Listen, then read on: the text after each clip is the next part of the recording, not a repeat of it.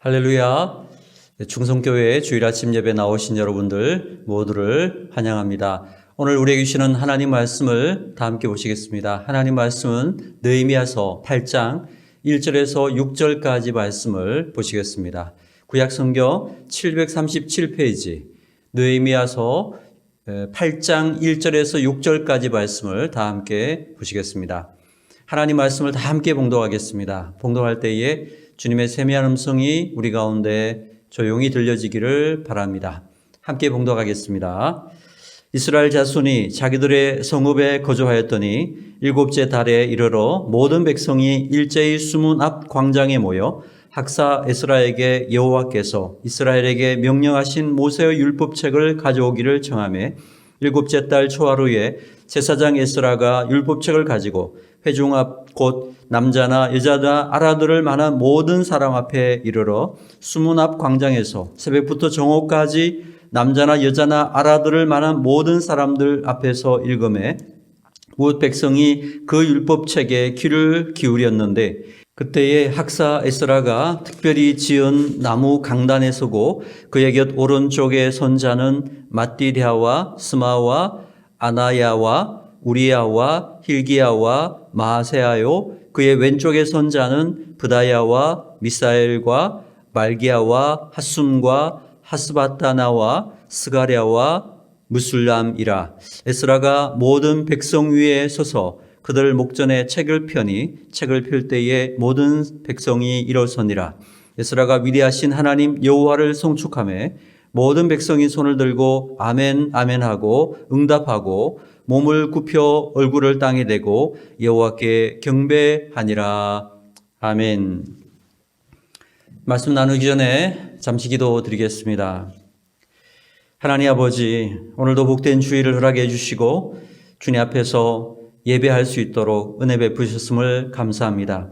이 시간 저희가 드리는 예배 가운데에 임재하시고 예배하는 각 심령의 제단 위에 성령으로 기름 부으시고 이 시간 우리 모두가 다 주님의 뜻을 밝히 알아들을 수 있도록 성령님 마음의 문을 열어주시고 영안을 열어주시옵소서. 부정한 종을 십자가 뒤에 감추시고 오직 진리의 말씀만을 잘 전할 수 있도록 붙잡아 주옵소서. 예수 그리스도 이름으로 간절히 기도합나이다. 아멘. 할렐루야. 예, 우리 새롭게 시작된 한 주의 첫날, 또 부활의 날, 주일 아침 예배 시간에 우리 각 가정에서 예배하는 우리 모든 중성교회 지체들을 주님의 이름으로 환영하고 축복합니다. 우리 예배 가운데 주님께서 은혜와 진리로 충만케 하시기를 축원합니다. 우리 가장 아름다운 미소로 함께 예배하는 귀한 가족들 서로 축복하며 인사하겠습니다. 당신의 삶에도 놀라운 회복이 있기를 바랍니다. 한번 인사하시기 바랍니다. 당신의 삶에도 놀라운 회복이 있기를 바랍니다. 저는 오늘 본문의 말씀 가지고 느헤미야서 강의 14번째 시간으로 참된 부흥이 임하면 이것이 회복된다. 참된 부흥이 임하면 이것이 회복된다라는 제목으로 하나님 말씀 증거하도록 하겠습니다. 자, 우리가 성경에서 특별한 이름으로 부르는 장들이 있습니다. 자, 예를 들어서 사랑장. 그러면 어디입니까? 네, 고린도전서 13장이죠. 사랑은 오래 참고 이렇게 하면서 사랑에 대한 말씀들이 많이 나오죠. 자, 그러면 믿음장은 어디입니까? 네, 히브리서 11장을 믿음장이라고 하죠. 믿음은 바라는 것들의 실상이요 보지 못하는 것들의 증거다. 그러면서 믿음에 대한 설명이 쭉 나옵니다. 자, 이런 의미에서 오늘 느헤미야 8장도 특별한 이름이 지워져 있는 장이라고 할 수 있습니다. 그 이름이 뭐냐? 바로 대부흥장이라고 이야기를 합니다. 성경에는 3대 부흥장이 나옵니다. 첫째가 사무엘상 7장이 나옵니다. 사무엘이 우상 숭배하는 이스라엘 백성들을 미스바라고 하는 곳으로 다 모이게 하고 그곳에서 금식하며 회개하면서 영적 부흥을 체험하고 그 힘으로 블레셋을 이겨내는 그러한 내용이 나오는 영적 회복의 부흥 역사, 그것이 미스바 대부흥 운동이라고 이야기합니다. 둘째가 바로 오늘 본문 느헤미야 8장입니다. 느헤미야가 예루살렘 성벽 재건을 완공한 후에 이스라엘 백성들을 수문 앞 광장에 다 모이게 한 후에 하나님 말씀을 통해서 영적 부흥을 경험하게 되었다. 이것이 영적 대부흥의 이야기이죠. 그리고 세 번째가 사도행전 2장에서 오순절 마가의 다락방에 모인 120명의 성도들에게 성령님께서 강하게 임하시면서 영적 부흥이 일어났고 그것으로 인해서 초대교회가 시작되었다. 그런 내용들이 나옵니다. 그래서 사무엘상 7장, 느헤미야 8장, 사도행전 3장 이것을 가리켜서 3대 부흥장이다 이렇게 이야기를 합니다. 우리 중성교회에 나오면 중성교회 성도들이라면 이 정도는 기억해야 되겠죠. 자, 부흥장에 우리가 들어가면서 먼저 부흥이 무엇인가 한번 생각해 봐야 되겠습니다. 여러분, 부흥이 무엇입니까? 사전을 찾아보니까 부흥의 의미를 이렇게 설명하고 있었습니다. 쇠퇴하였던 것이 다시 일어나는 것 또는 다시 일어나게 하는 것이라고 이야기했습니다. 쇠퇴했던 것이 다시 일어나는 것, 이것이 부흥이라는 거예요. 부흥을 히브리어에서는 가야흐라고 했습니다. 가야흐. 근데 이 가야흐라는 뜻이 뭐냐면 숨 쉰다, 다시 산다, 소생한다, 생명을 회복한다 이런 의미가 있습니다. 부흥에 해당하는 영어는 리바이벌이라고 합니다. 리바이벌. 이건 생기가 돌다, 다시 살아나다 이런 의미를 가지고 있습니다. 자, 그래서 이러한 것들을 다 이렇게 통합해서 우리가 부흥을 이해해 본다면 부흥은 어떤 의미가 있습니까? 영적 침체를 경험한 후에 다시 충만하게 회복되는 것, 이것이 부흥이라는 것입니다. 죽은 것 같은 그런 상태에서 다시 살아나는 것, 이것이 부흥이라는 것입니다. 절망과 우울과 낙심에 빠져 있다가 다시 소망과 기대로 가슴 뜨거워지는 체험하는 것, 이것이 부흥이라는 것입니다. 특별히 영적 부흥이란 무엇입니까? 라오디게아와 같이 라오디게아 교회처럼 미지근한 그런 상태에서 아무런 능력도 없고 의욕도 없는 그런 상태에 있는 영혼이 하나님의 성령으로 말미암아 다시금 가슴 뜨겁게 되고 불타오르는 상태로 변화되는 것, 이것을 영적 부흥이라고 할 수 있다라는 것입니다.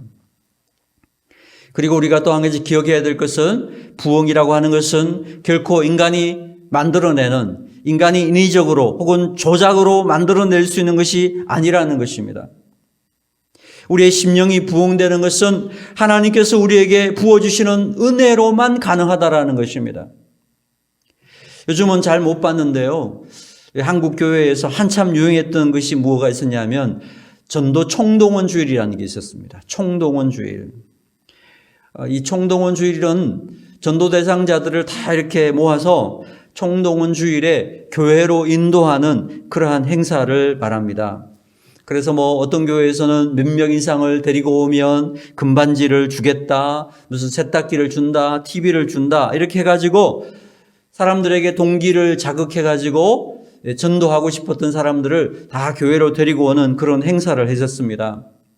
제 기억에는 어떤 한 분이 군부대를 접촉해가지고 그 군부대에 있는 모든 병사들을 교회로 이렇게 데리고 왔던 그러한 적도 있었다라는 거예요. 여러분, 이러한 행사들이 필요할 수는 있죠. 네, 어떤 전도의 동기를 제공하기 위해서 그렇게 하는 것들은 필요할 수가 있지만은, 그러나 여러분, 이렇게 인위적으로 사람을 모은다고 그래서 1000명, 2000명이 모여가지고 있다고 해서 그것을 부흥이라고 할 수 있느냐? 저는 아니라고 생각합니다. 사람을 많이 모으는 것이 부흥이라고 한다면요, 여러분, 어떤 클럽이나 아니면 축구 경기장이나 이런 것이 훨씬 더 큰 부흥이 일어난다고 할 수 있지 않겠습니까? 또 여러분, 이슬람 교도들을 보십시오. 그들이 이슬람의 축제, 라마단 같은 축제 기간을 보십시오. 어마어마한 사람들이 모이지 않습니까? 사람의 수, 또 사이즈, 어떤 양, 이런 것들이 많다고 해서 진정한 부흥이라고 할 수 있느냐? 할 수 없다라는 것입니다. 어떤 의미에서 한두 사람이 모이더라도 거기에 하나님의 성령의 기름 부으심이 있고 진리의 말씀으로 새롭게 되고 죄를 회개하고 예수 그리스도 안에서 새 사람으로 회복되는 그런 가슴 뜨거운 역사가 일어난다면 그것이야말로 진정한 부흥이라고 할 수 있다라는 것입니다. 유명한 강해 설교자인 로이드 존스 목사님은 부흥이라는 것을 이렇게 설명했습니다. 참된 부흥은 영광 가운데 계시는 하나님의 얼굴을 구하는 것이고 그분께로 돌아가는 것이며 그분께 기도하는 것이다. 그렇습니다, 여러분. 부흥은 인간이 인위적으로 인간의 방법으로 일으킬 수 있는 운동이 아닙니다. 부흥은 오직 하나님의 영광 가운데 하나님의 주권적인 역사 가운데 하나님의 은혜로만 일어나는 그 운동, 그것이 바로 부흥이라는 것입니다. 여러분, 학사 에스라가 2차 포로기한 후에 그들을 성전에 모이게 하고 말씀을 증거하는 일을 했을까요? 안 했을까요? 그 누구보다도 에스라는 하나님 말씀에 대한 열심을 가졌던 분이었습니다. 그러니까 부지런히 하나님 말씀을 증거했었습니다. 그러나 아무리 그렇게 에스라가 열심을 쏟는다 하더라도요, 에스라 시절에는 부흥이 일어나지 않았다는 거예요. 자, 그런데 오늘 본문 느헤미야 8장에 보니까 성벽 제거를 다 마치고 충성된 일꾼들을 다 세우고 이스라엘 백성들이 이제 예루살렘 안에 살아가는 시간이 있은 다음에 이스라엘 백성들이 수문학 광장에 모이고 하나님 말씀이 증거되었을 때에 그곳에서 가슴 뜨거운 부흥, 오직 하나님이 부을 수 있는 진정한 부흥의 역사가 일어나게 되더라는 것입니다. 그러니까 이것은 인위적으로 사람이 조작적으로 할 수 있는 일이 아니라는 것입니다. 오늘 본문에서도 그것을 분명히 이야기하고 있습니다. 여러분, 사람들이 모이는 것도요, 하나님께서 행하시는 것이고요. 또 리더들이 압력으로 이렇게 모여라고 해가지고 그 다음에 리더들이 이제 하나님의 말씀을 들으라 그래서 들은 것이 아니에요. 오늘 말씀 보면 이 모든 것들이 하나님께서 그 백성들의 마음 가운데 역사해 주셔서 하나님의 역사로 말미암아 하나님의 은혜로 말미암아 임하게 된 참 부흥이라는 것입니다. 자, 우리 다시 한번 8장 1절을 보시겠습니다. 8장 1절을 다 같이 한번 다시 봉독해 보겠습니다. 시작. 이스라엘 자손이 자기들의 성읍에 거주하였더니 7째 달에 이르러 모든 백성이 일제히 수문 앞 광장에 모여 학사 에스라에게 여호와께서 이스라엘에게 명령하신 모세 율법책을 가져오기를 청하매. 하나님의 은혜가 임하니까요, 백성들이 자발적으로 일제히 수문 앞 광장에 모였다는 거예요. 자발적으로 모였다는 거예요. 또 율법책을 가져와서 이 율법책을 읽어달라고 청하게 되었다라는 것입니다. 하나님의 부흥이 임하니까 기쁨으로 모이게 되고요, 영적으로 갈급해지고 목말라지고 가슴 설레는 그러한 마음으로 하나님 말씀을 듣기를 사모하는 놀라운 역사들이 임하게 되더라는 것입니다. 저는 우리 모든 충성교회 지체들에게도 이런 영적 부흥이 임하게 되기를 진심으로 축원합니다. 개인의 심령마다, 가정마다, 학교마다, 일터마다, 관계하는 모든 관계들 속에서 이 주님의 부흥이 임하게 되기를 진심으로 축복합니다. 그래서 수문학 광장의 참 부흥이 그 역사가 우리를 회복시키시고 새롭게 하고 충만케 하시기를 주님의 이름으로 축원합니다.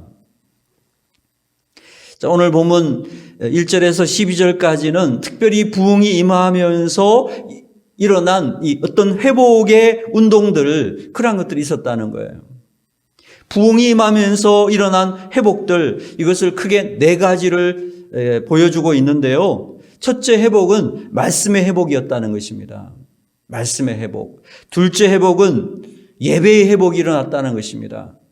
셋째는요, 눈물의 회복이 일어났다는 것입니다.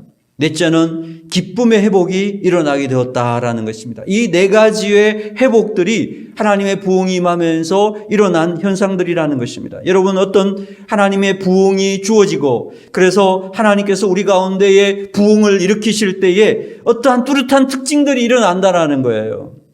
그 특징이 뭐냐? 바로 이러한 말씀과 또 예배와 눈물과 기쁨의 회복이 일어나는 이런 특징들이 있다는 것입니다. 이것은 하나님만이 하실 수 있는 일이고 또 하나님만이 하신 일이라는 것을 우리에게 보여주고 있는 것입니다.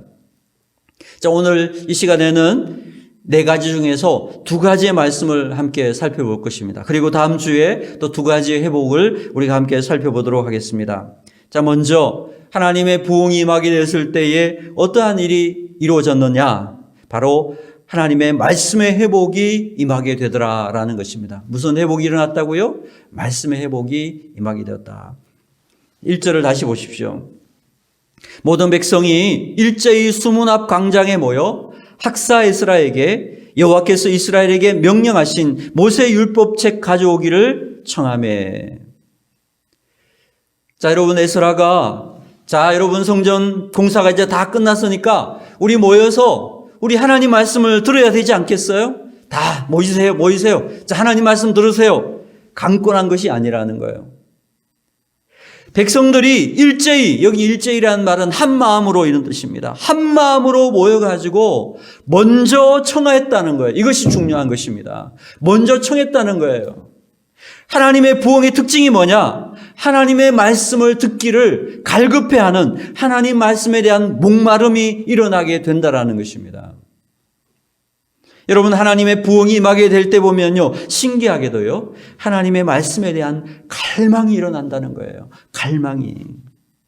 이전에 알아들을 수 없던 말씀이 들리기 시작하고요, 이전에 알았던 말씀이지만은 그 말씀이 내 영혼을 휘몰아치는 그런 감동으로 새롭게 다가오기 시작한다라는 거예요. 이전에는 안 그랬는데 언제부턴가는 하나님 말씀 듣기를 사모하게 되고 말씀을 즐겨하게 되고 말씀에 대한 갈급함이 생겨나기 시작한다라는 것입니다. 그래서 말씀을 읽게 되고 공부하게 되면서 주일날이 빨리 오기를 손꼽아 기다리게 되는 그런 일들이 일어나게 되는 말씀에 대한 갈급함, 그 갈급함이 생기게 된다라는 것입니다. 이전에는 사람들이 모이면 늘 살아가는 이야기만 했다라는 거예요. 그래서 어디 가면 저렴하게 물건을 판다더라. 누가 또 무슨 일을 했다더라. 어떻다더라. 전부 사람들의 관심, 사람 살아가는 이야기만 했는데 하나님의 부흥이 임하게 되면 어느 날부터 이야기가 바뀌기 시작한다라는 거예요. 목사님, 성경을 통독하고 싶은데 어떻게 해야 됩니까? 구약부터 읽어야 되나요? 신약부터 읽어야 되나요? 이 구절 다 하면 어떤 말씀들이 좀 연결이 되고 있습니까? 이렇게 성경에 대한 것들로 대화가 연결되기 시작한다라는 것입니다. 또 성경에 대한 구체적인 이야기도 나누기도 합니다. 왜 레위기 11장은 하나님께서 이런 거 먹고 이런 거는 먹지 말라고 하셨을까요? 예수님께서는 그때 왜 제자들에게 이런 말씀하셨을까요? 대화의 주제가요, 하나님 말씀에 대해서 집중되는 그런 현상들이 일어나게 된다라는 것입니다. 바로 이것이 말씀에 대한 갈급함, 말씀에 대한 궁금증들이 밀어닥치면서 하나님의 말씀의 회복이 일어나고 있다라는 증거라고 할 수 있습니다. 학사 에스라가요, 율법책을 가지고 와서 남자나 여자나 알아들을 만한 모든 사람 앞에서 말씀을 낭독하게 되었다라는 거예요. 여러분, 여기 중요한 것이요, 남자나 여자뿐만 아니라 알아들을 만한 모든 사람이라고 하니까 이건 누구를 말합니까? 네, 어린 아이도 포함이 된 거죠. 말씀 앞에서는 남녀노소가 필요 없다는 것입니다. 우리는 아이들이 어려서 모를 거라고 생각하면 착각입니다. 아이들이 순수한 마음으로 사실은 말씀을 더 잘 받아들이고 더 빨리 변화된다는 것을 우리가 알 수가 있어야 합니다. 이때 에스라가 하나님 말씀 율법책을 낭독했는데요. 얼마 동안 낭독했느냐? 새벽부터 정오까지 하나님 말씀을 낭독했다는 것입니다. 아마 적어도 6시간 이상은 계속해서 말씀을 낭독했던 것 같습니다. 그런데도 모든 백성들이 이 율법책에 귀를 기울여서 듣게 되더라는 것입니다. 너무나 간절하게 하나님 말씀을 들었다는 것입니다. 자, 그때의 상황을 우리가 2절에서 3절 다시 한번 읽어보도록 하겠습니다. 2절 3절 읽겠습니다. 시작. 일곱째 달 초하루에 제사장 에스라가 율법책을 가지고 휴중 앞 곧 남자나 여자나 알아들을 만한 모든 사람 앞에 이르러 수문 앞 광장에서 새벽부터 정오까지 남자나 여자나 알아들을 만한 모든 사람 앞에서 읽음에 뭇 백성이 그 율법책에 귀를 기울였는데, 바로 이것이 하나님이 부어주시는 거룩한 부흥의 모습이라는 것입니다. 인간의 어떤 인위적인 조작이 하나도 없습니다. 하나님의 은혜가 임하니까 하나님의 말씀 앞에서 모이게 되고 그 말씀을 갈급함으로 듣기를 원하는 마음들이 가득해지는 것, 이것이 바로 말씀에 회복되는 참된 부흥의 모습이라는 것입니다. 사랑하는 여러분, 제가 어제 뉴스에 보니까 설악산에 4월에 크리스마스가 돌아왔다라고 뉴스가 나오더라고요. 온 산에 눈이 와가지고 하얗게 눈꽃으로 둘러싸인 이런 장면들을 TV 화면에서 보았습니다. 여러분, 아무리 4월에 겨울에 눈꽃이 핀다고 하더라도 결코 봄의 따스함을 이길 수는 없다라는 것입니다. 아무리 심령이 겨울이라고 하더라도 하나님께서 봄을 주시면 그 겨울은 결코 봄을 이길 수 없다라는 것입니다. 아무리 심령 속에 어둠이 가득하다 할지라도 하나님께서 빛을 주시면 결코 어둠은 빛을 이길 수 없다라는 것입니다. 아무리 거짓이 모든 것을 왜곡시키고 혼란스럽게 만든다 하더라도 하나님의 진리의 말씀이 임하게 되면 결코 그 거짓은 진리를 이길 수 없다라는 것입니다. 여러분 믿으십니까? 말씀의 봄이 오고 말씀의 빛이 임하고 말씀의 진리가 임하게 되는 것, 이것은 결코 인간의 힘으로 막을 수 있는 것이 아닌 것입니다. 부흥은 이렇게 하나님께서 우리에게 부어주시는 것입니다. 제가 우리가 흩어져서 예배를 드리기 때문에 제가 사정은 다 자세하게 알지 못하겠지만 그래도 우리 집사님들이 제게 들려주시는 말씀을 들어보니까 우리 유스들이, 우리 자녀들이 하나님 말씀 들을 때에 설교 노트를 아직까지 잘 쓰고 있대요. 저는 너무나 그 말씀이 힘이 되었어요. 얼마나 귀하고 자랑스러운 일입니까? 어른들은요, 잘 듣는 척 하면서도 딴 생각하는 사람들이 많거든요. 그런데 우리 아이들은 안 듣는 것 같고 딴짓 하는 것 같은데 나중에 물어보면 너무 정확하게 잘 알고 있어요. 그렇죠? 아주 정확한 요점을 정리해가지고 마음속에 새기고 있어요. 하나님 말씀 앞에 엎드려서 그 말씀을 청종하는 그러한 모습들, 저는 이런 우리 아이들을 볼 때, 우리 유스들을 볼 때 너무너무 소망이 생기고 앞으로 하나님께서 우리 귀한 자녀를 통해서 하나님의 귀한 뜻을 이루겠다, 하나님이 크게 쓰시는 사람들이 되겠다, 이런 마음속에 기대를 가지게 되는 것 같아요. 여러분, 우리가 하나님 말씀 앞에 엎드릴 줄 아는 것, 그리고 그 말씀을 듣기를 간절히 원하는 것, 바로 이것이 말씀 회복의 부흥이고 하나님의 은혜가 임하는 징조라는 사실을 기억하시기를 바랍니다. 저는 우리 모든 충성교회 믿음의 지체들이 하나님의 말씀의 회복이 임하는 그러한 부흥을 경험하게 되기를 축복합니다.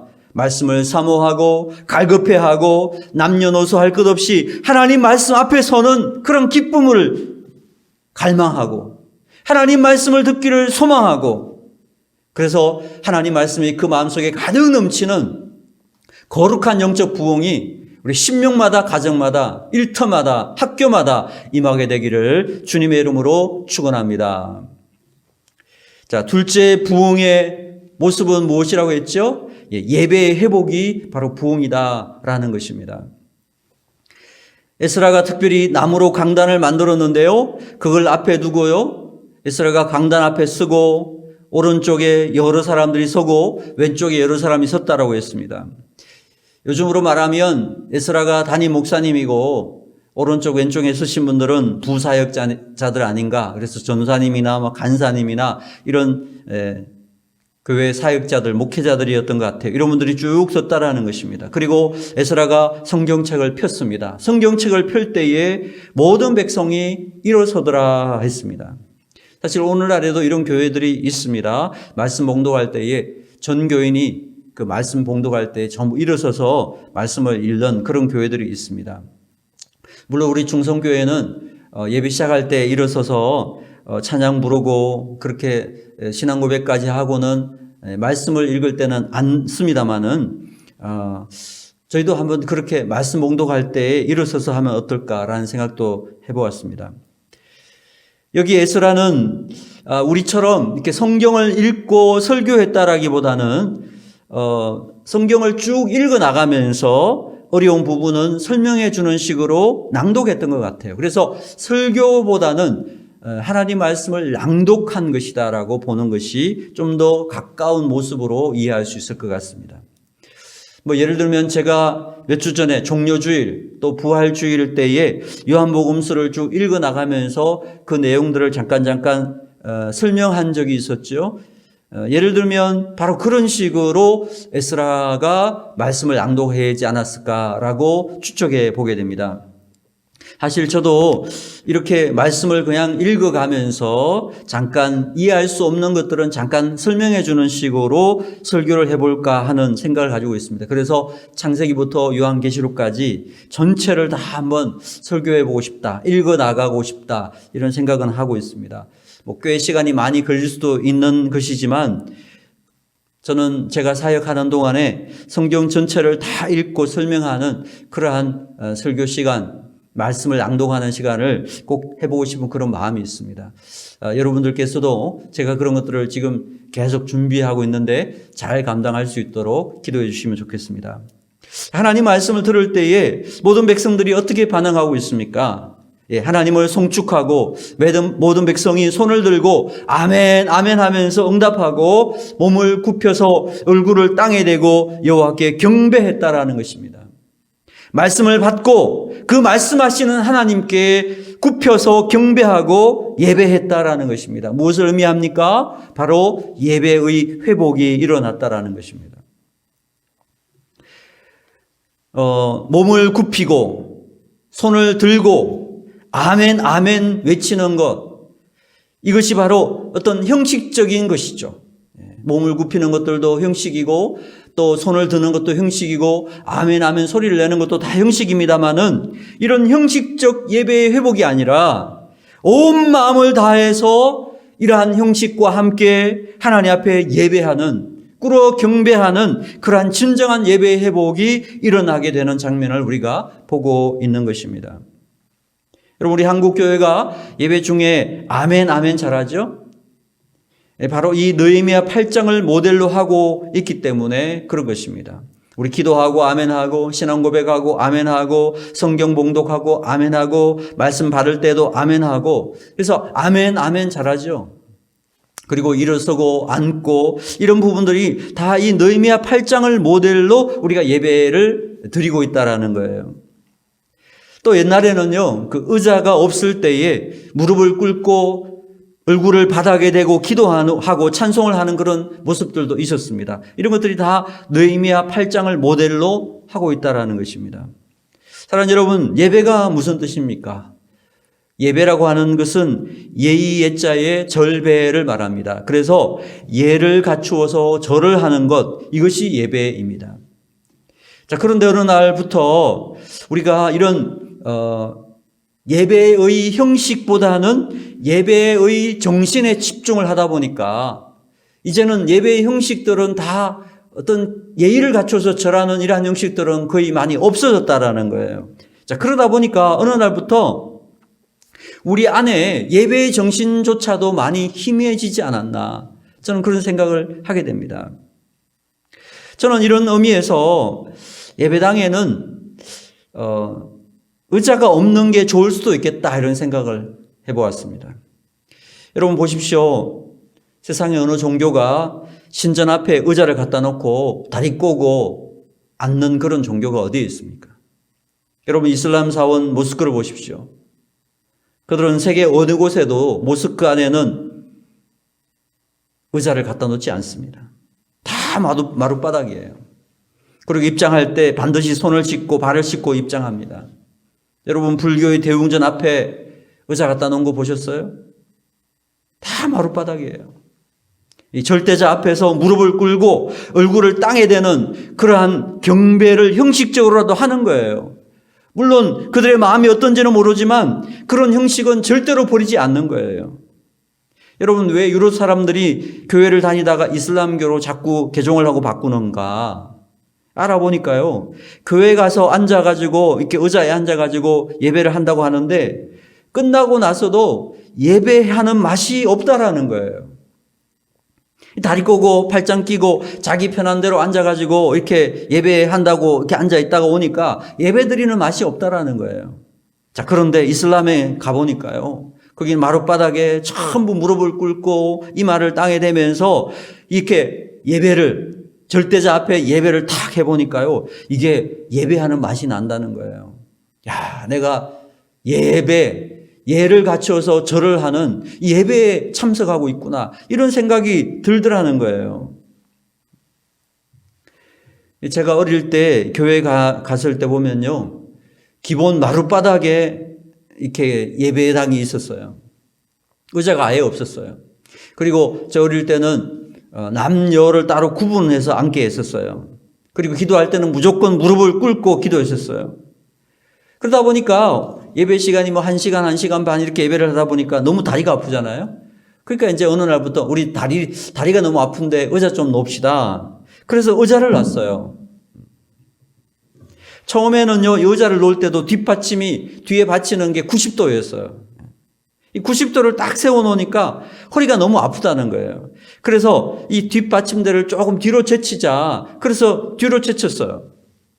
그러다가 이왕 뒤로 제치는 거 다리도 좀 올리면 좋겠다. 그래서 다리 발판을 만들었어요. 그래서 이렇게 하다 보니까 점점 뒤로 젖혀지면서요, 이제 지금 예배당 의자에 딱 앉으면 어떻습니까? 마치 안마기에 앉듯이, 그죠? 안마기의 무중력 상태처럼 그냥 들어 눕는 식으로 이렇게 되는 거예요. 그죠? 우리 충성교회는 의자가 나무 의자가 아니라서 다행입니다만은요, 인간의 이런 편의주의, 이런 식으로 너무 가는 게 과연 좋은 것인가 한번 생각해 보게 돼요. 자, 이게 느헤미야 8장에 나오는 부흥을 경험했던 사람들은요, 전부 다 일어섰어요. 그리고 아침 새벽부터 정오까지 그 오랜 시간을 하나님 말씀을 서서 들었다니까요. 하나님 말씀을 서서 들었어요. 그래서 하나님 말씀을 들으면서 그들이 그 말씀 앞에서, 하나님의 말씀 앞에서 무릎을 꿇고 경배하면서 그 말씀 앞에서 응답하고 예배 회복이 일어나는 그러한 부흥을 경험하게 되었다라는 것입니다. 자, 우리 그것을 설명하고 있는 것이 8장 4절에서 6절까지 말씀인데요. 다시 한번 4절에서 6절까지를 봉독해 보겠습니다. 같이 봉독하겠습니다. 시작. 그때 학사 에스라가 특별히 지은 나무 강단에 서고 그의 곁 오른쪽에 선 자는 맏디랴와 스마와 아나야와 우리야와 힐기야와 마하세하요, 그의 왼쪽에 선 자는 브다야와 미사엘과 말기야와 하숨과 하스바따나와 스가랴와 무술람이라. 에스라가 모든 백성 위에 서서 그들 목전에 책을 펴니 책을 펼 때에 모든 백성이 일어서니라. 에스라가 위대하신 하나님 여호와를 송축하며 모든 백성이 손을 들고 아멘 아멘 하고 응답하고 몸을 굽혀 얼굴을 땅에 대고 여호와께 경배하니라. 아멘.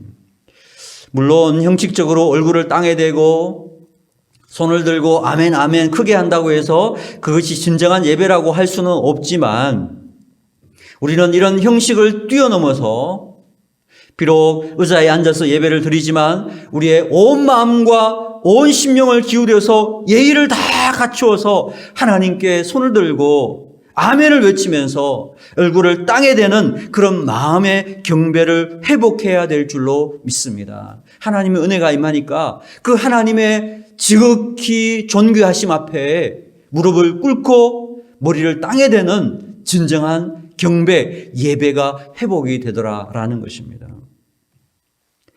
느헤미야 8장의 부흥은 하나님의 은혜로 임하는 참 부흥이었다는 것입니다. 여러분, 부흥의 시작은 말씀의 회복부터 임하게 되고요, 그 말씀의 회복이 임하게 되니까 말씀하시는 하나님을 존귀하게 여기고 그 하나님 앞에 무릎 꿇고 이 말을 땅에 대면서 경배하는 예배 회복이 일어나게 되더라는 것입니다. 우리가 이 땅 살아가면서 저는 우리 모든 중성교회 지체들도 이 느헤미야 8장의 대부흥의 은혜가 임하게 되기를 바랍니다. 그래서 하나님 말씀에 대한 갈급함과 사모함이 있고요, 그 말씀이 임할 때에 나타나는 하나님에 대한 경외심, 그리고 그 예배의 회복이 일어나가지고 우리 삶 가운데 드리워져 있는 모든 우울과 낙심들, 침체와 위축들이 다 떠나가고 오직 주님 주시는 그 은혜, 말씀의 은혜, 그 말씀의 능력, 예배의 회복, 이러한 충만함으로 우리의 심령이 부흥되어서 하나님의 영광과 기쁨으로 변화되는 신실한 주님의 백성들 다 되기를 주님의 이름으로 축원합니다. 기도드리겠습니다. 하나님 아버지, 느헤미야 8장의 부흥을 오늘 말씀을 통해서 함께 살펴보았습니다. 느헤미야 8장의 그 놀라운 영적 부흥이 오늘 우리의 심령에도 재현되기를 원합니다. 오늘 우리의 가정에도 나타나지기를 원합니다. 우리 학교에도, 우리 일터에도, 우리의 모든 관계 속에 나타나지기를 원합니다. 주님, 우리를 말씀으로 회복시켜 주시고, 우리의 예배를 회복시켜 주시고, 우리의 눈물을 회복시켜 주시고, 우리의 기쁨을 회복시켜 주시옵소서. 그리하여 하나님의 충만한 영적 부흥이 우리의 심령 가운데에 나타나지도록 인도하여 주시옵소서. 예수 그리스도의 이름으로 간절히 기도드리옵나이다. 아멘.